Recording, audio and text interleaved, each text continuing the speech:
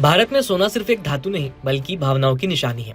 शादी हो, त्योहार हो या निवेश का सवाल, सोने का नाम आते ही हर भारतीय का मन चमक उठता है। लेकिन इस वक्त देश भर में सोना चांदी के भाव में जबरदस्त गिरावट देखने को मिल रही है। तो क्या है सोना खरीदने का सही वक्त और आखिर इसके दाम क्यों घट रहे हैं, आइए जानते हैं। India Boolean and jeweller association यानी IBJA के मुताबिक 7 नवंबर को सोना चांदी दोनों के भाव में हल्की गिरावट दर्ज की गई।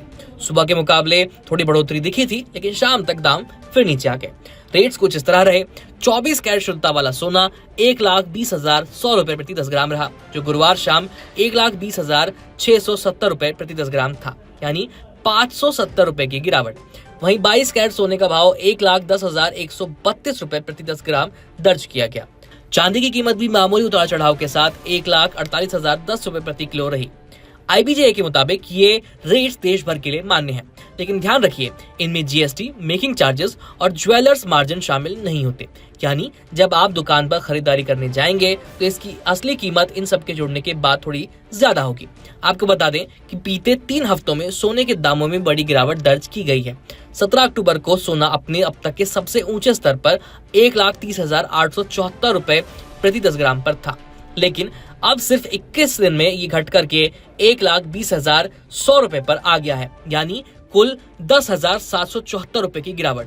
वहीं चांदी ने 14 अक्टूबर को 1,78,100 रुपए प्रति किलो का रिकॉर्ड छुआ था और अब ये करीब है 1,48,000 के आसपास, यानी सिर्फ 24 दिन में 30,000 रुपए की चांदी में गिरावट आई है। अब सबसे बड़ा सवाल कि आखिर सोने चांदी के दाम अचानक क्यों गिरने लगे, तो इसके 3 कारण हैं। पहला, त्योहारों के बाद मांग में कमी। भारत में दिवाली और धनतेरस के बाद सोना चांदी की खरीदारी थोड़ी कम हो जाती है। सीजनल बाइंग खत्म होने से डिमांड घटी और दाम थोड़े से नीचे आए। दूसरी वजह है ग्लोबल टेंशन में कमी। सोना हमेशा से सेफ हेवन इन्वेस्टमेंट माना जाता है, यानी जब दुनिया में तनाव या युद्ध होता है तो लोग सोना खरीदते हैं। लेकिन हाल ही में भू राजनीतिक तनाव थोड़ा कम हुआ, जिससे निवेशक अब रिस्क वाले स्टेट्स में वापस लौट रहे हैं। और तीसरी वजह है प्रॉफिट बुकिंग और तकनीकी बिकावली। पिछले महीने की तेज रैली के बाद निवेशकों ने मुनाफा वसूली शुरू कर दी। टेक्निकल इंडिकेटर्स इसे RSI दिखा रहे थे कि सोना ओवरबॉट जोन में है, यानी कीमतें बहुत ऊपर जा चुकी थी। इसलिए ट्रेडर्स ने इसे बेचने की रणनीति अपनाई और भाव अपने आप नीचे आने लगे। हालांकि अभी गिरावट दिख रही है, लेकिन पूरे साल की बात करें तो सोना अब भी मुनाफे में है। 31 दिसंबर 2024 को 24 कैरेट सोना 76,162 रुपए प्रति 10 ग्राम था और आज ये 1,20,100 रुपए तक पहुंच गया है, यानी साल भर में करीब 43,900 रुपए की बढ़ोतरी। चांदी भी महंगी हुई है। दिसंबर 2024 में इसका भाव 86,017 रुपए प्रति किलो था, जो अब 1,48,275 रुपए तक पहुंच गया है। कुल मिलाकर निवेशकों के लिए ये साल अब तक सोना साबित हुआ है। अगर आप आने वाले दिनों में सोना खरीदने का सोच रहे हैं तो ये 2 बातें जरूर ध्यान में रखिए। पहला, सिर्फ हॉलमार्क वाला सोना खरीदिए। हमेशा BIS यानी ब्यूरो ऑफ इंडियन स्टैंडर्ड्स द्वारा प्रमाणित हॉलमार्क वाला सोना ही खरीदें। उस पर लिखा कोड बताता है कि वो सोना कितने कैरेट का है और कहां पर टेस्ट हुआ है।